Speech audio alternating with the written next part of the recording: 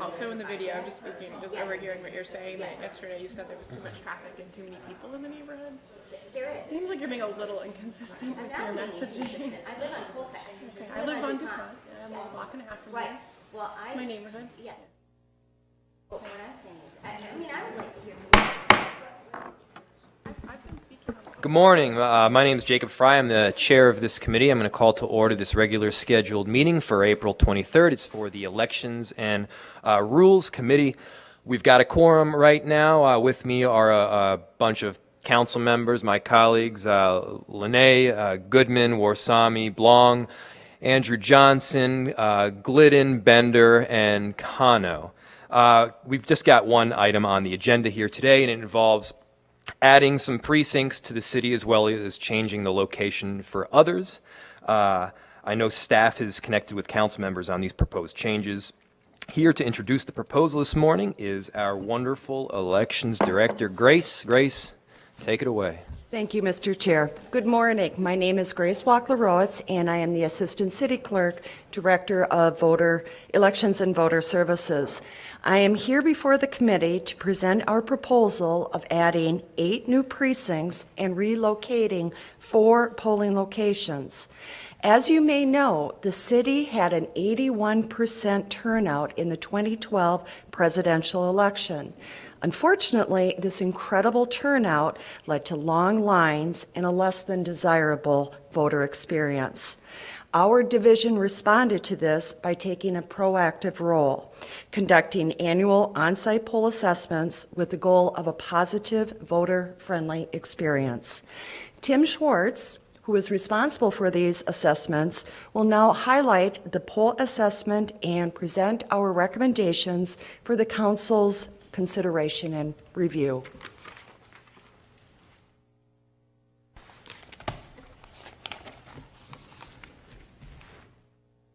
Good morning, Chair Fry, Council, our committee members. I'm Tim Schwartz with Elections and Voter Services, Minneapolis.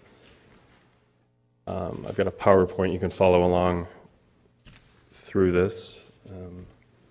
Just to give you a little background, some stats. Currently in Minneapolis, we have 117 precincts. This is down from a number of precincts in 1990 of 182.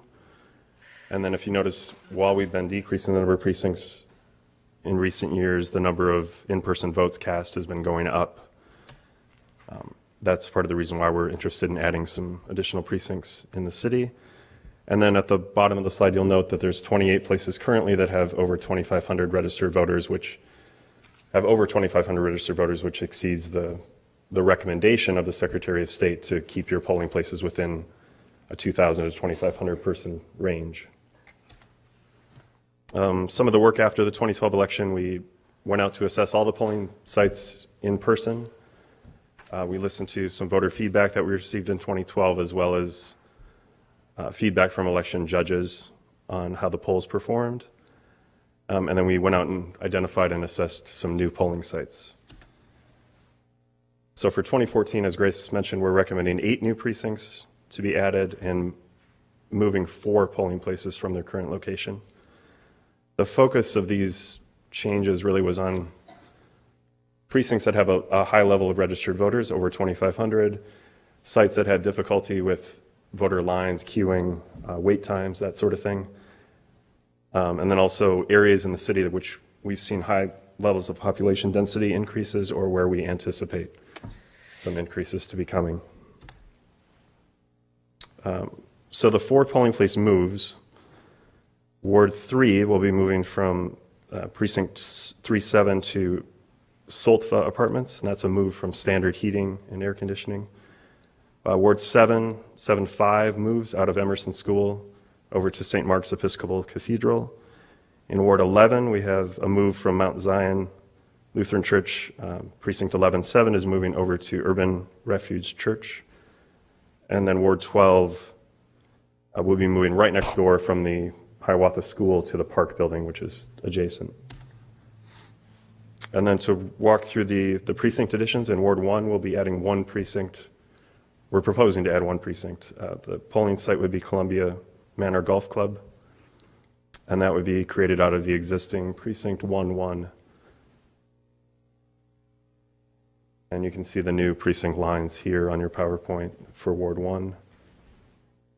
This is actually a return to a line that we used previously, so it's a familiar border and a familiar polling site. In Ward 3, we're proposing 3 new precincts. 310 would be created out of the existing 3-4 precinct, with the voters of the new precinct going to the National Guard Armory.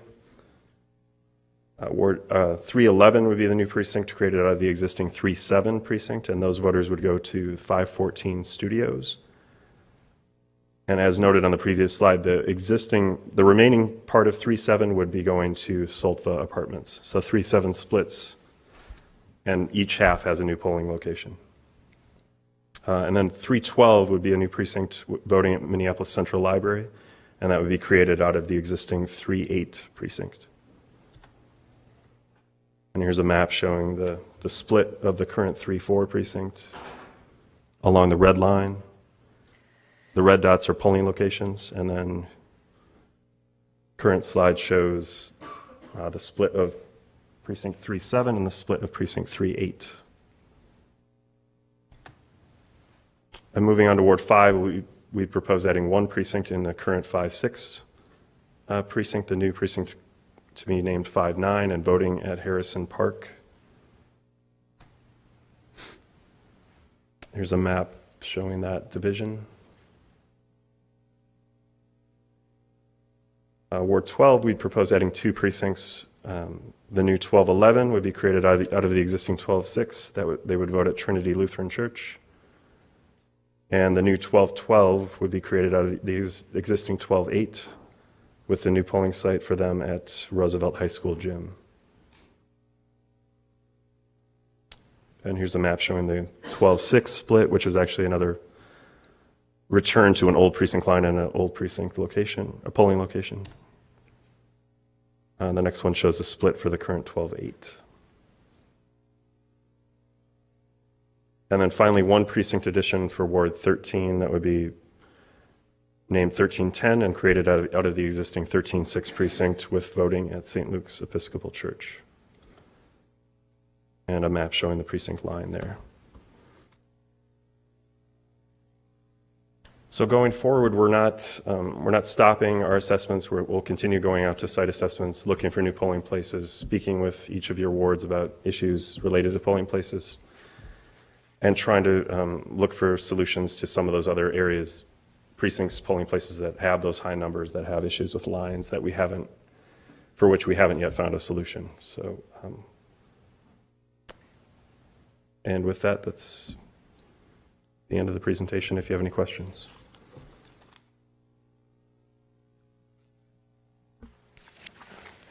Thank you, Tim. You did, I know the staff, I just want to say thank you to everyone. They've done a tremendous amount of work here, reaching out to council members. I know specifically in Ward 3 you attended, I don't know how many neighborhood meetings, which I'm sure hopefully they were as painless as possible. So thank you, and I'd just like to open it up to any questions that any of my colleagues may have. All right. Seeing no questions, oh, yes, Councilmember Yang. Give me just a second. Thank you. Tim or Grace, if I may ask, in Ward 5, there's one precinct that votes out of their precinct. Is that going to ever be addressed, or if it never gets addressed, that's fine? But have you guys looked at it? And that would be 5-1. 5-1 votes in UROC, which is actually in, I believe it's 5-7.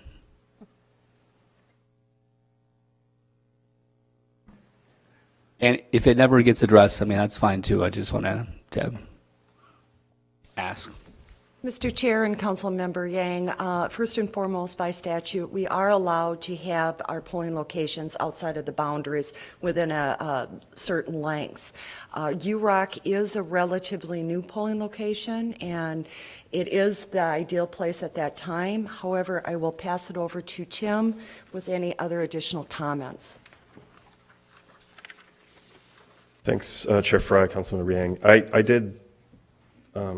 I know we've talked about this once before, and I took a look at those. I'd have to get back to you. I don't remember the specifics on, I know we have a couple that are outside, I think, and are actually across the city, quite a few that are close to the border or just across the border on a far edge of the precinct. And a lot of times we just have difficulty finding something that's central to the precinct is difficult usually. So, but I can take a closer look at that and get back to you. Thank you. Mr. Schwartz, just to be clear, you are able to have a polling location that is slightly outside of the precinct? Correct, yeah. We're allowed to have a polling location up to a mile outside the precinct boundary. Thank you. Councilmember Gordon.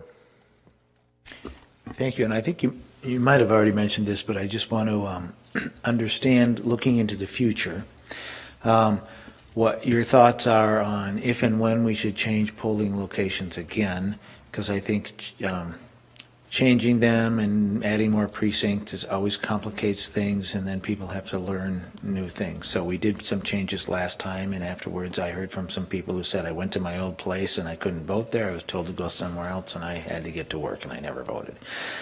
So I think we want to do this thoughtfully and carefully, and you've talked a little bit about we want to have everything set before the next presidential. Could you just remind me about if we're going to make any changes in the future, how we should think about that? Sure, yeah, Chair Fry, Councilmember Gordon, we typically we don't like to make changes right before presidential, which is our biggest election, the biggest turnout. So the 2016 presidential would be the changes we make now. There's no scheduled election next year, so we'd most likely be looking at if we can find some new locations and make changes looking towards 2017 at the earliest. And that what you brought up is a good point. A lot of what I've learned over the past year and a half talking to voters and judges, and they don't necessarily want to make the change, even if it's a large polling place, even if there are some lines. Change is difficult. They'd rather, in some cases, stay at the site, even if it's busy and complicated, rather than moving. So I think we need to have some more of those conversations with some of the constituents in the wards that need some changes, and then look towards 2017. So I think that's good, so that we can, or I can, tell the voters we're going to have 2 elections now, staying the way that we are with the new change, and we'll be evaluating that and see how it works for the gubernatorial, and then the presidential year, which will turnout usually goes way up, and it'll give us a good chance to see if indeed some of the ones, because in the second ward there were a couple where there's more registered voters than is the ideal recommendation, so we kind of hemmed and hawed about should we divide it or not, and actually most of the people from the community thought it was just fine, so we didn't have complaints, so we're holding fast, but we'll reevaluate after the next presidential more formally. And Right, yeah, I think we'll have some more we need to. information, better data after the next presidential also. Thank you. And with no excuse absentee voting, we might see some changes related to that would reduce some of the numbers in the polling places, but we don't know that yet. And just to provide a bit of context regarding the ebb and flow of the number of polling locations that we have in the city, quite a while ago, our city had, I think, over 300 polling locations, and then just a few years ago, we had about 130. Now we're hovering somewhere around 113 to 115, I believe. So, now as we reverse the trend in terms of population decline, we're now growing. I think it does make sense to add some additional precincts. And when you saw the massive turnout in 2008 and 2012, I know you had certain precincts that they were waiting online for 3 and 4 hours. Obviously, that's an impediment to vote. So we are now reversing the trend, and I think now is a good time to do so that by the next time that we get around to the next presidential election, people will be familiar with where they go to vote. So if there's any confusion now, there's certainly we by the way, we will make sure that there isn't confusion. But if there isn't any, it will be eliminated by the big turnout election. Councilmember Andrew Johnson. Thank you, Mr. Chair. I just want to thank our elections department and specifically Mr. Schwartz for the outreach in the community.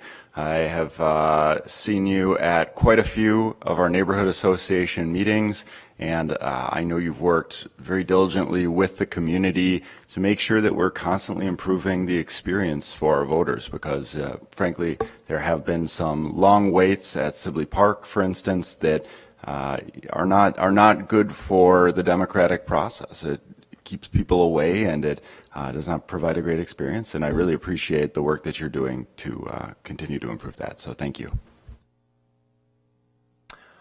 Are there any further questions? Seeing no further questions, I'll move the staff recommendation, which is to adopt a resolution that will approve revised precinct boundaries by adding 8 new precincts located in wards 1, 3, 5, 12, and 13. Approve the designation of polling places, including changes in specific locations in wards 3, 7, 11, and 12. All of which is more fully set forth in the resolution and which will become effective with the regularly scheduled gubernatorial election, with the primary in August and the general election in November of this year. All those in favor of this motion, please say aye. Aye. All those opposed say no. The ayes have it, and the committee's favorable recommendation on the resolution will be forwarded to the City Council at our regular meeting Friday this week. That completes all the items, and we are done for the day. Thank you.